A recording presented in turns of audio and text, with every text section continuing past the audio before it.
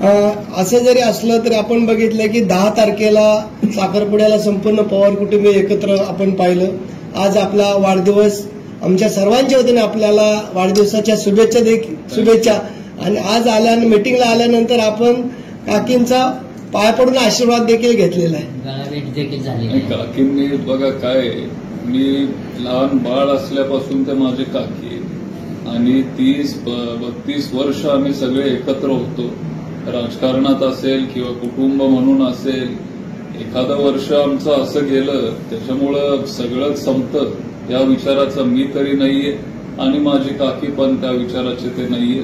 आणि त्याच्यामुळं काही तिथं झालं असेल काय म्हणतो पॉलिटिकल फील्डवर, तरी त्यांच्याबद्दल प्रेम आदर हे माझ्या मनात तरी कमी झालेलं नाही.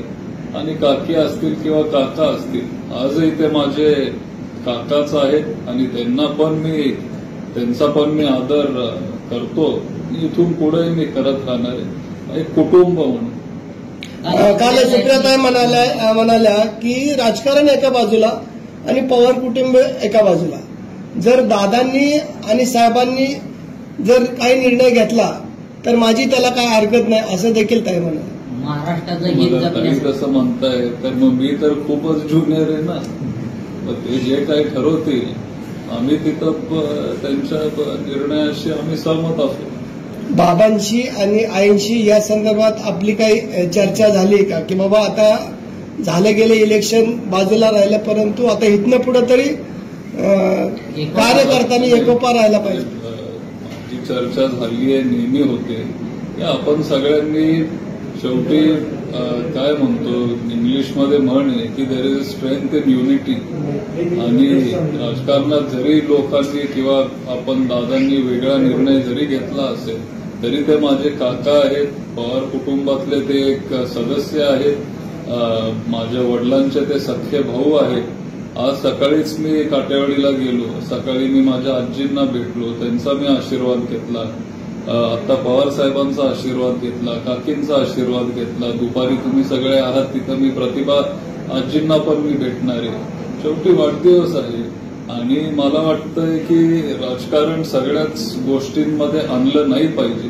कुठंतरी आपण फॅमिली म्हणून वेगळं राहिलं पाहिजे. आणि फक्त हे आमचं कुटुंब नाहीये, पण कुठलंही राजकीय कुटुंब जर तुम्ही बघाल, जेव्हा त्यांच्या घरात कुठला तरी कार्यक्रम असतो, मग ठाकरे असतील किंवा मुंडे कुटुंब असेल, जे पण राजकारणात आहेत असे कुटुंब, जर एखाद्याचा साखरपुडा असेल किंवा लग्न असेल किंवा काहीतरी एका घरात कार्यक्रम असेल तर सगळे तिथे एकत्र येत आले. आणि ही महाराष्ट्राची परंपरा आहे आणि तीच परंपरा आम्ही पण पुढं नेतोय.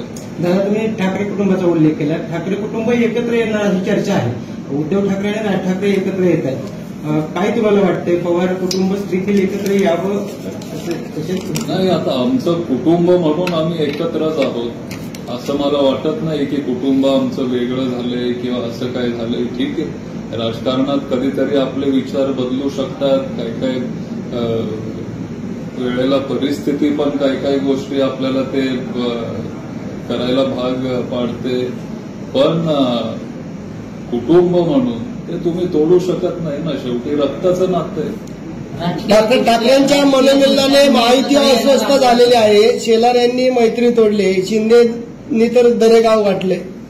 म्हणजे महायुतीमध्ये आधी काय म्हणाला तुम्ही? ठाकरेंच्या मनोमिलनाने महायुतीमध्ये अस्वस्थता निर्माण झालेली आहे. शेलार यांनी मैत्री तोडली तर उपमुख्यमंत्री एकनाथ शिंदेंनी दरेगाव गाठले.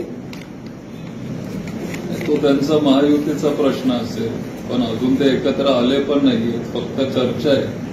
एकत्र आल्यावर किंवा जर एकत्र आले तेव्हा काय होईल ते बघायला आवडेल मला. तर मुंबई जिंकण्यासाठी हा ठाकरे कुटुंबाचा खटाटोप म्हणावा असू शकतो. आता मी कसं सांगणार, शेवटी ते दोन मोठे नेते आहेत. ते त्यांच्या कुटुंबाचा प्रश्न आहे, त्यांच्या पक्षाचा प्रश्न आहे, असं असू शकतं.